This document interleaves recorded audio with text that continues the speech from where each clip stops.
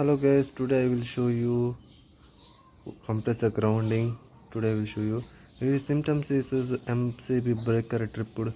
It is symptoms of compressor grounded. It will be like now compressor grounded. So we are checked in outdoor unit.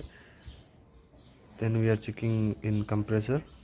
In that time we found the compressor grounded. Then now how to check compressor grounded I will show you. First of all, we are removing the outdoor cover body. This is the three terminals of compressor. CSR, common running starting.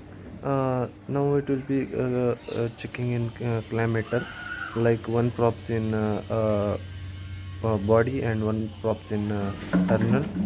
That time when we will get the continuity, that is called grounded, like it will be grounded. Compressor in grounded, yeah. We need change compressor, new compressor, that time will be running. So now it is get continuity, and again I am checking, it will be continuity. Good, it is not good working, it is a bad condition.